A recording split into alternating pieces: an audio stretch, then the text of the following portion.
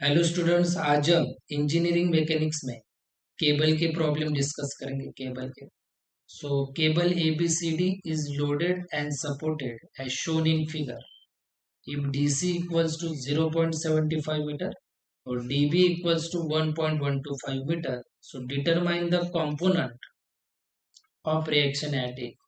सो आपको सबसे पहले क्या फाइंड करना है? Component of reaction at A और मैक्सिमम टेंशन इन केबल। ये डायग्राम आपको दी हुई है स्टूडेंट्स।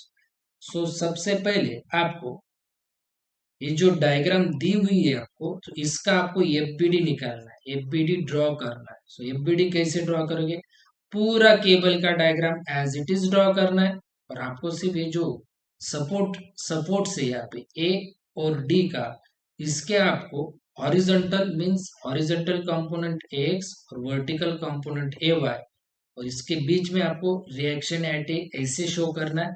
और डी के लिए भी जो सपोर्ट है आपका, वहां पे भी आपको dx dy और rd ऐसे आपको हॉरिजॉन्टल वर्टिकल कंपोनेंट शो करने होते हैं। बाकी diagram as it is. db आपको दिया हुआ है प्रॉब्लम में, कितना है? 1.125। और डीसी भी आपको दिया हुआ है 0.75। सबसे पहले स्टूडेंट्स, अब मैं स्टेप 2 में ओके इक्विलिब्रियम की 3 कंडीशंस यूज करूंगा। आपको पता है कौन से 3 कंडीशंस इक्विलिब्रियम की? सबसे पहले summation of F X equal to 0, summation of F Y equal to 0, ये बेसिक है, आपको पता होना चाहिए। और summation of moment equal to 0। Moment लेना है आपको। तीनों में से आप कौन सी भी तीनों कंडीशंस यूज करोगे? कौन सी भी पहली कंडीशन ले सकते हो। सबसे पहले मैं इक्विलिब्रियम की मोमेंट की कंडीशन लूंगा। मोमेंट हमेशा में केबल में ए से, ओके, ये जो ए पॉइंट ए से स्टार्ट करूंगा। यहाँ पे मैं moment at A equal to 0। Student, moment का मतलब होता है कि जिस पॉइंट से मोमेंट अप्लाई कर रहे हैं, ओके, इस पॉइंट से जो ए एक्स जा रहा है, ए वाई भी इसी पॉइंट से जा रहा है, और इसी पॉइंट से आपका डी एक्स भी जा रहा है। ए वाई, ए एक्स और डी एक्स ये तीनों जीरो रहे, राइट। अब मैं स्टार्ट करता हूं मूवमेंट यहां से, राइट। 30 kN ए की तरफ, 30 kN ऐसे जा रहा है ए की तरफ, ऐसे, राइट ना, ऐसी डायरेक्शन है और ये ए की तरफ जा रहा है, मीन्स ऐसे जा रहा है, ऐसे जा रहा है, मीन्स ऐसे जा रहा है इस साइड में ए की तरफ, मीन्स क्लॉकवाइज। ऐसे जा रहा है मीन्स क्लॉकवाइज। और यहाँ पे कितना फोर्स है? 30। आप क्लॉकवाइज जा रहा है, इसीलिए आप यहाँ पे 30 लो। 30 इंटू पॉजिटिव रहता है अगर क्लॉकवाइज जा रहा है। यहाँ से लेकर आपको ये वर्टिकल फोर्स है, तो ए तक ये जो फोर्स है, ये बी तक, बी पॉइंट का। यहाँ से लेकर यहाँ तक, ए तक आपको वर्टिकल डिस्टेंस लेना होता है। अगर फोर्स आपका वर्टिकल है, सॉरी हॉरिजॉन्टल डिस्टेंस लेना होता है, यहाँ से लेकर यहाँ तक। कितना हॉरिजॉन्टल डिस्टेंस? 2 है, तो आपको इंटू 2 करना है। उसके बाद 22.5 ए की तरफ, यहाँ से लेकर ऐसे जा रहा है ए की तरफ। देखिए स्टूडेंट्स, ये भी ऐसे ही जा रहा है ए की तरफ, मीन्स क्लॉकवाइज। ये भी ऐसे ही जा रहा है ए की तरफ, क्लॉकवाइज। क्लॉकवाइज इसलिए प्लस 22.5, राइट, इंटू ये भी आपको वर्टिकल फोर्स है। आपको इस पॉइंट से लेकर ए तक हॉरिजॉन्टल डिस्टेंस लेना है। यहाँ से लेकर यहाँ तक कितना हॉरिजॉन्टल डिस्टेंस? 2 + 2 कितना होगा? 4। उसके बाद बचा स्टूडेंट्स dy। क्या बचा? डी, क्योंकि dx नहीं ले सकते हम, ax भी नहीं ले सकते हो, ay भी नहीं। 30 22.5, अब क्या है? dy। अगर dy a की तरफ ऐसे जा रहा है, ऐसे यहाँ से यहाँ तक आएगा, ऐसे जा रहा है, ऐसे, राइट, मीन्स ऐसे। ये ऐसे जा रहा है, मीन्स ये एंटी क्लॉकवाइज जा रहा है, anti clockwise, right. Anti clockwise होता है तो माइनस, और यहाँ पे आपको dy इंटू ये वर्टिकल फोर्स है, तो डी पॉइंट से लेकर ए पॉइंट तक हॉरिजॉन्टल डिस्टेंस कितना है? 1 + 2 3, 3 + 2 5। आपको यहाँ पे लेना है 5 और इक्वल टू 0। स्टूडेंट्स, ये इक्वेशन आपको सॉल्व नहीं करना है, डायरेक्टली कैलसी पे सॉल्व करोगे। कैसे? अगर आपको dy फाइंड करना है तो ध्यान से देखिए, ध्यान से सुनिए। अगर आपको dy फाइंड करना है, dy, तो आप डायरेक्टली कैलसी पे dy की जगह x लोगे। क्या लोगे? x। और ये x आपकी कैलसी पे कैसे आता है? अल्फा का बटन प्रेस करिए और उसके बाद आप क्लोज ब्रैकेट का बटन प्रेस करें। अल्फा का बटन शिफ्ट के नजदीक ही है, शिफ्ट बटन के नजदीक, और क्लोज ब्रैकेट आपके 9 बटन के ऊपर है, 9 बटन के ऊपर। सो आपको एक्स आ जाएगा। सो कैल्सी पे आपने पूरा पुट किया और डीवाई की जगह आपने पुट किया एक्स।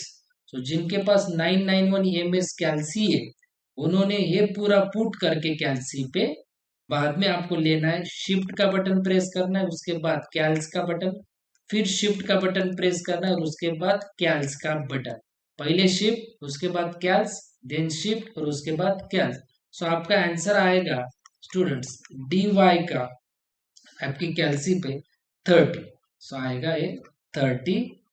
और सभी फोर्सेस किसमें, किलो न्यूटन में। सो आपको यहाँ पे लेना है किलो न्यूटन। सो ये हो गया आपका स्टूडेंट्स डी वाई।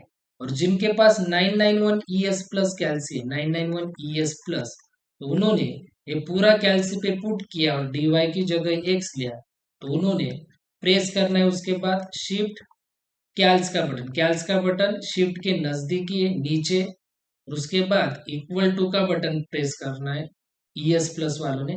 तो आपका आंसर आ जाएगा 30। और यहाँ पे किलो न्यूटन है तो आपको यहाँ पे लेना है किलो न्यूटन। उसके बाद ये हुई पहली कंडीशन। अब मैं लूंगा second, summation of F Y equal to 0। Means इसका मतलब है सभी सभी vertical vertical forces, vertical. So यहाँ पे पूरे केबल के डायग्राम में पहले ए वाई आता है, वर्टिकली ऊपर जा रहा है अपवर्ड साइड में, तो आपको लेना है पॉजिटिव ए वाई। डी वाई भी अपवर्ड ही जा रहा है, ये भी आपको लेना है पॉजिटिव ही लेना है। उसके बाद ये भी वर्टिकली है, सो ये नीचे जा रहा है, सो यहाँ पे लेना है आपको -30। और ये भी नीचे ही जा रहा है, सो यहाँ पे लेना है आपको -22.5। जो नीचे जाएगा वो निगेटिव, ऊपर जाएगा वो पॉजिटिव। सो इक्वल टू आपको 0। अभी आपके पास dy आया students, A Y plus D Y is 30, -30 -22.5 equal to 0। Same logic जहाँ पे मैंने, जब भी आपने dy फाइंड किया, जो लॉजिक आप कैल्सी पे यूज करोगे वही लॉजिक आप अभी ए वाई फाइंड करने के लिए लोगे। ए वाई की जगह आप एक्स लो, पूरा पुट करो, और बाद में आपको जो मैंने बताया वही करना है आपको। सो आपका आंसर आएगा ए वाई का आएगा आपका 22.5 किलो न्यूटन। ये हो गया आपका ए वाई। अभी आपको थर्ड इक्विलिब्रियम की कंडीशन है, summation of F X equal to 0। So students summation of F X means सभी हॉरिजॉन्टल कंपोनेंट। आपकी केबल में कितने हॉरिजॉन्टल कंपोनेंट है, एक ए एक्स है और एक डी एक्स है, दोनों हॉरिजॉन्टल है। सो आप देखिए ए एक्स लेफ्ट साइड में जा रहा है, जो भी लेफ्ट साइड में जाएगा उसे आप दो -ax, और dx से राइट साइड में जा रहा है, सिर्फ आपको हॉरिजॉन्टल कंपोनेंट, सो ये राइट साइड में जा रहा है इसलिए पॉजिटिव dx और इक्वल टू 0। सो स्टूडेंट ये जो -x इस साइड में जाते हो तो क्या हो जाएगा +ax, और इसे आप दीजिए इक्वेशन 1, राइट। क्योंकि आपको dx भी नहीं पता और ax भी नहीं पता है। सो अब स्टूडेंट आपको हमेशा ध्यान रखना है कि स्टेप 3 में आपको मोमेंट ही लेना है, और आप मोमेंट लोगे राइट साइड, ये जो राइट साइड है डी पॉइंट जो है ये राइट साइड है, इसके नजदीक कौन सा फोर्स है वो लेना है। सो इसके नजदीक है पॉइंट सी, सी पॉइंट नजदीक ही है, सो आपको डायरेक्टली लेना है moment at C equal to 0। मगर जो फोर्स है पॉइंट सी के ऊपर उसका, और आपको डिस्टेंस पता होना चाहिए। सो सी का डिस्टेंस आपको पता है 0.75 है, तो आप मोमेंट सी को ले सकते हैं। जो भी नजदीक होगा राइट पार्ट की राइट साइड में, जो भी पॉइंट नजदीक होगा, जो भी फोर्स आपके नजदीक होगा उसका मोमेंट ऑफ फाइंड करें। So point C A D के नजदीक है, डी के नजदीक है, सो उसका मोमेंट लो आप राइट पार्ट में, राइट पार्ट में। मीन्स आप सिर्फ इस साइड पे ही आप मोमेंट अप्लाई करना है, ये लॉजिक आपको ध्यान में रखना है। सो आप मोमेंट कहाँ पे अप्लाई कर सकते हैं, एक dx पे और एक dy पे, राइट ना।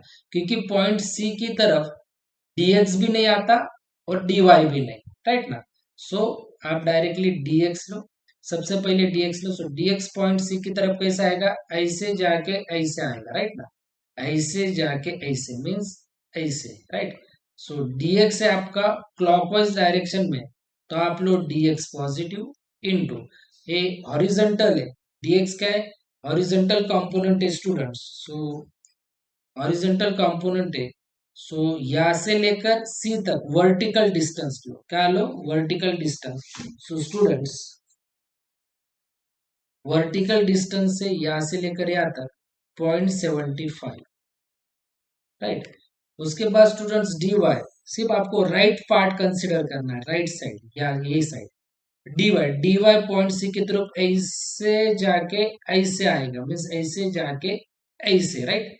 सो ऐसे आएगा वो, ऐसे पॉइंट पॉइंट सी की तरफ, सो एंटी क्लॉकवाइज मीन्स ये लो आप माइनस dy और इंटू, सो ये d वर्टिकल फोर्स है, तो आप इस पॉइंट से लेकर आप हॉरिजॉन्टल डिस्टेंस लो सी तक, ये वर्टिकल है ना, सो आप डिस्टेंस कौन सा कंसीडर करोगे पॉइंट सी तक, horizontally, right. So 1, so into 1 equal to 0, right. So students आपको dy पता है, so dx into 0.75 minus dy आपके पास 30, so 30 into 1 equal to 0। So आपको अभी dx फाइंड करना है, dx। सो अब dx की जगह क्या लोगे स्टूडेंट्स, अब x लोगे, पूरा कैल्सी पे पुट करोगे और बाद में जिनके पास जो कैल्सी है वो ये ऑपरेशन परफॉर्म करोगे। सो आपके पास dx आएगा स्टूडेंट्स 40 आएगा, means 40 kN, right, 40 kN, okay. So ये हो गया आपका 40 kN।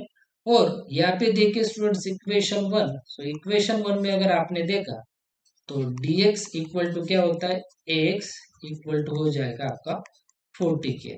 सो आपको क्वेश्चन में क्या पूछा है कि component of reaction at A, सो ए की जो रिएक्शन है कंपोनेंट से एक्स और ए वाई, ये दोनों फाइंड करने थे आपको। सो ए एक्स भी फाइंड हो गया है और ए वाई भी फाइंड हो गया, देखिए ये फाइंड करने के लिए बोला था, सो आपके ये दोनों फाइंड हो गए। सो स्टूडेंट अब हमें फाइंड करना है क्वेश्चन में maximum tension in cable, so maximum tension in cable. So सबसे पहले आपको एक चीज ध्यान में रखनी है कि x equal to D X है क्या, ये चेक करना है। और आपने चेक किया तो ax equal to D X या फिर dx इक्वल टू ax है, तो जब भी ऐसे कंडीशन आएगी तब आपको ऑब्जर्व करना है, सो आपको ऑब्जर्व करना है ay और dy, ay और dy, जब भी ये दोनों इक्वल हो गए तब आप ay और dy कैलकुलेट करना है। सो आपके पास ay स्टूडेंट्स, आपके पास ay स्टूडेंट्स 22.5 kN, देखिए ये, और dy है स्टूडेंट्स, आपके पास dy मीन्स dy ए 30 kN, सो आपके पास dy 30 kN। इसका मतलब है कि आपका जो ay वो कम है dy से, मतलब यहाँ पे dy ज्यादा है, और जब भी अगर dy ज्यादा होगा, dy अगर ज्यादा होगा, सो यहाँ पे dy आता है।